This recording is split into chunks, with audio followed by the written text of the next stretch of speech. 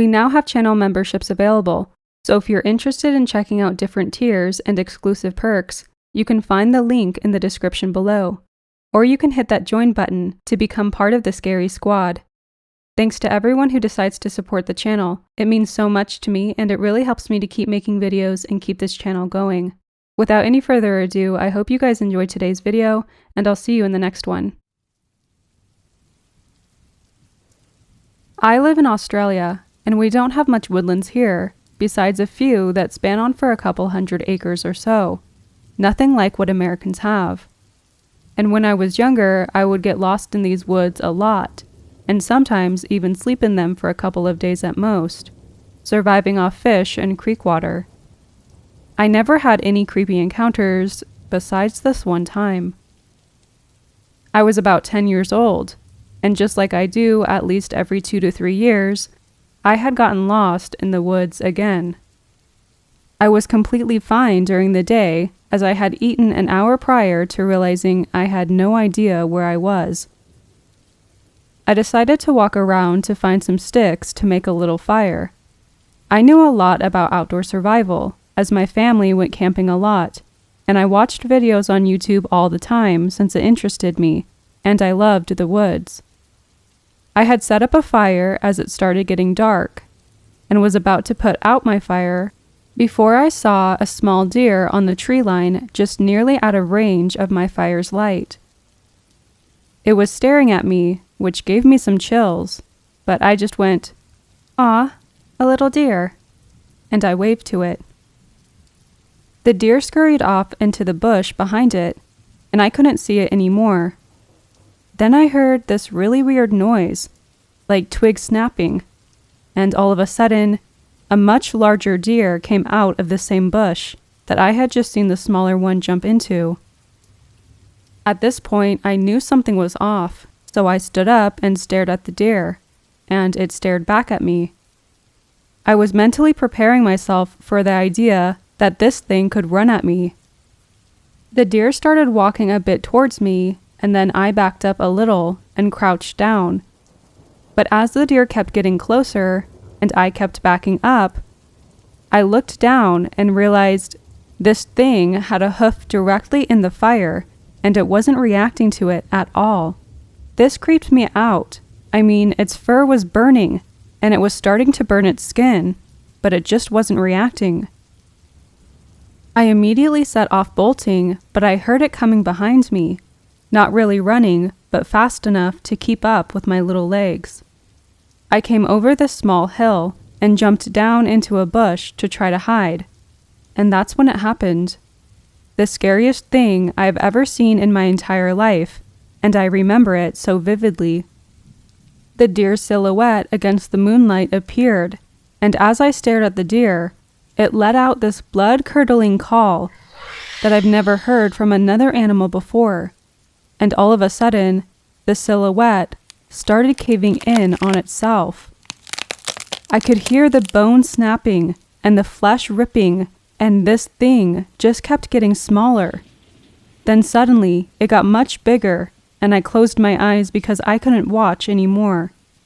When I opened them, there was a man standing where the deer stood, or at least, the silhouette of a man. He was looking around, and then he started calling out in this creepy, almost distorted voice. "Hello? Hello?" And he repeated this for about 10 minutes, while I just sat there in silence, refusing to answer. He stood just a couple meters above me. The man then just walked off into the trees, and I heard that same awful snapping noise before it eventually faded away. I didn't sleep that night. I stayed in that bush the rest of the night, terrified that this thing could still be lurking around the area, waiting for me to appear again. Once the morning came, I walked a straight line until I reached a road I recognized, and then I ran home. I didn't tell my family about it, as I feared I wouldn't be taken seriously, but I was terrified. I haven't been to the woods since that day, and always stayed home when my family went camping after, begging them not to go.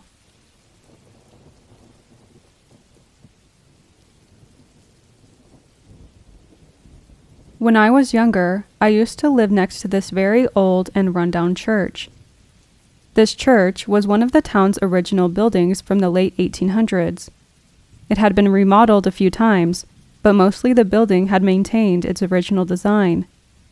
It was a large, square, white plaster-sided building with a very short bell tower capping the top of the roof. The church had gone through several owners for various reasons and had always been used for several purposes while I was growing up.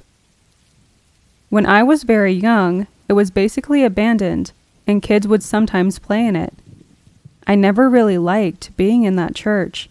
It just made me feel so uncomfortable, so I would rarely go into the church, even when other kids were there. At some point, it became a night school. The teenagers that had to attend the school would say they would see spooky things out of the corner of their eyes, or hear strange sounds when no one was talking. Very shortly after becoming a night school, they moved the school to another building. They said it was because they needed more space, but all the teens joked that it was because the teachers were frightened of the building. After being empty for another year or so, it was rented out to a family who turned it into their house. The family was lower middle class, just like my family, and they rented it because it was cheap. Their living room was basically the bottom floor of the building, since the church hadn't been remodeled into a proper house. It was just being used as one. Even then, I didn't really like that church. It was directly attached to our yard, and I wouldn't get too close to it at night because it creeped me out so much. Despite the creepy church house, our families became fairly close in the short time that they lived there, and my mom would babysit their infant for them pretty often. I was around 13 at the time, and was friends with the 2 other kids who lived in the church.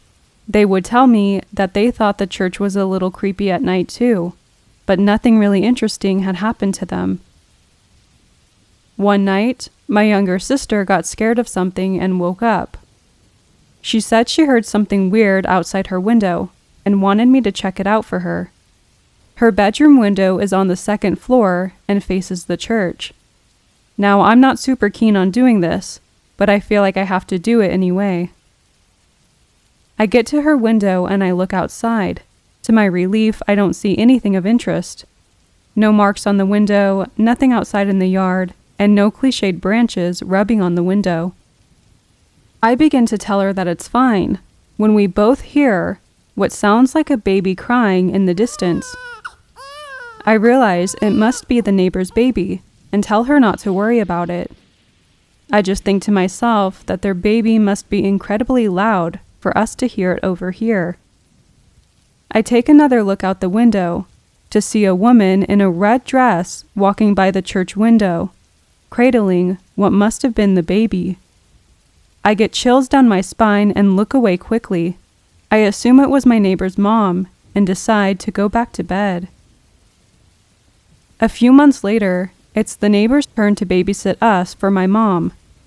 My sister and I have to stay the night in the creepy church with our neighbors. The neighbor kid showed us around the house to make sure we knew where everything was.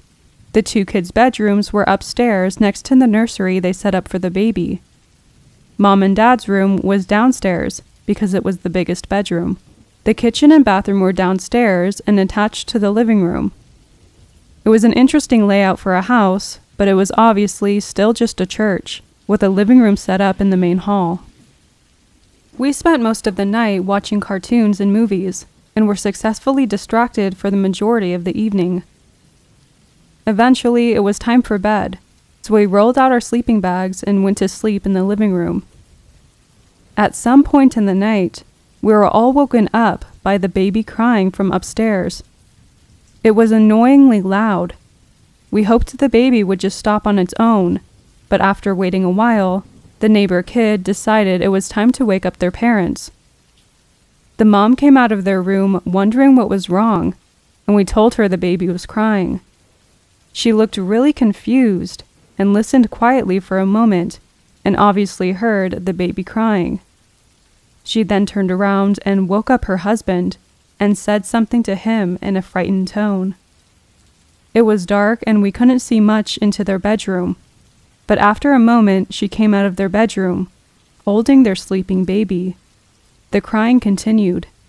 Her husband comes out of their bedroom, holding a broom like a baseball bat, and tells us to stay downstairs.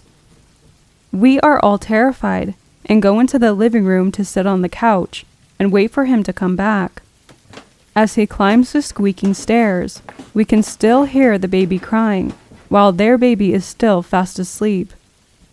Suddenly, the crying stops. You can hear the husband walking around on the old floorboards, creaking with every step. He yells, "Come on out, or I'll call the police." No response. After a while of creaking floorboards, he comes back downstairs and shrugs his shoulders. Probably an injured animal or something must have scared it away, he says. Despite that, we all spent the rest of the evening by the couch together. They moved away shortly after, and the church remained uninhabited for several years after that. A few years after the baby incident, I became friends with someone who had moved into the house across the street from the church after I had moved away. When I learned that he lived across the street from where I used to live, I told him that I always hated that church. He agreed, and before I could tell him my story, he told me one of his own. He told me that he had once been getting home late when he thought he heard someone yelling in the distance. He wasn't able to make out any words, but he was sure that he heard somebody yelling from far away, so he started looking around.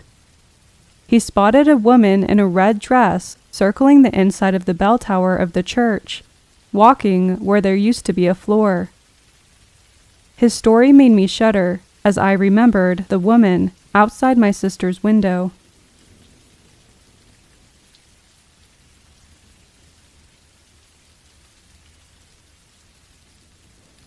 When I was in my early 20s, I used to jog through a massive cemetery called Hillside, just outside Philly, when I came home from Temple U to visit my mom.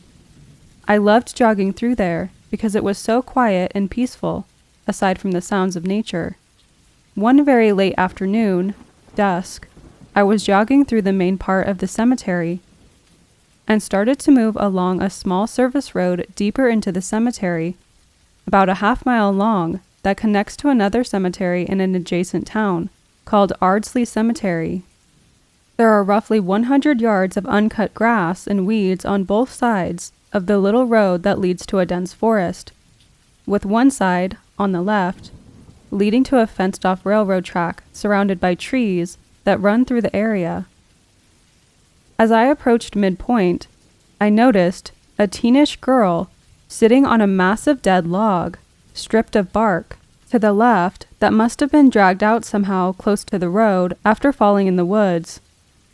She was distinctively wearing 70s clothes, a retro fad in the early 90s, with massive bell-bottoms, scruffy white blouse, greasy sandy blonde hair, parted in the middle, and leather sandals.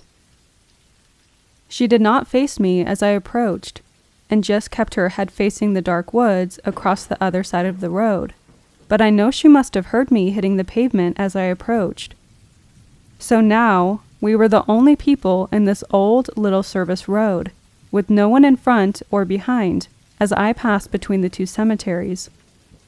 As I approached her and crossed her line of sight, she quickly shifted her eyes toward me as I said hi. I was shocked by the weirdness of her face, with larger than normal eyes, a tiny nose, thin small mouth, and the whiteness of her skin, and her eyes. They were white-blue, like a Siberian husky's, with massive dark rings around the irises. She said nothing back and just stared at me, expressionless, as I stumbled past. I say stumbled because I immediately felt this force hit my perception when we locked eyes, which made everything super detailed and surreal. I could no longer hear the sound of my own shoes hitting the pavement anymore for those endless seconds. Deafness. No sounds, not even crickets. And time seemed to slow down as if I was jogging in slow motion. Disoriented as I was, I continued along the road, past her, toward the other cemetery for about 5 to 7 seconds, and my curiosity got the better of me. I turned around to jog back, but she was completely gone. Nothing there but this huge dead log. I checked all around it. Nothing. Now I know the area quite well, and there is absolutely no way that she could have left my line of sight unless she sprinted 100 yards into the woods in less than 7 seconds. Impossible, especially in her clothes.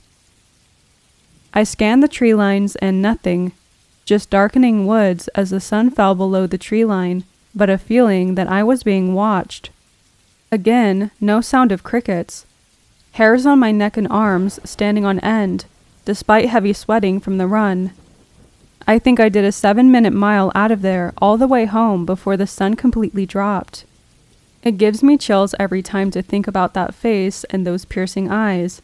Suffice to say, I've never felt the urge to jog through there again.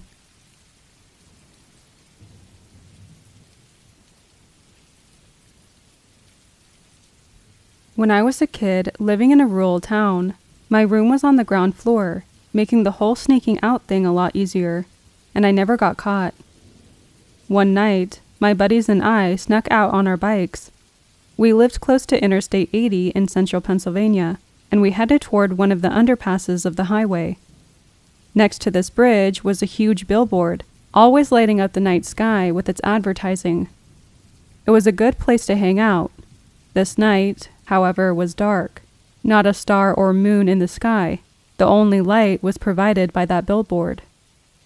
We all sat under this bridge around 2 a.m. when we could hear hoofbeats in the distance coming closer. That in and of itself didn't frighten us. Hell, we live square in the heart of Amish country. But 2 a.m.? Very odd. As the footfalls came closer and closer, we laughed and shot the bull about this girl or that one, when suddenly our giant billboard went black, just as the hoofbeats were on us. We freaked out when we saw the darkest buggy we have ever seen in our young lives pass under the bridge where we were sitting. The horse's eyes seemed to glow red, and due to the chill in the air of that fall evening, the steam poofed out of the horse's nose. From there, it was a free-for-all scramble to mount our bikes and get the hell out of there.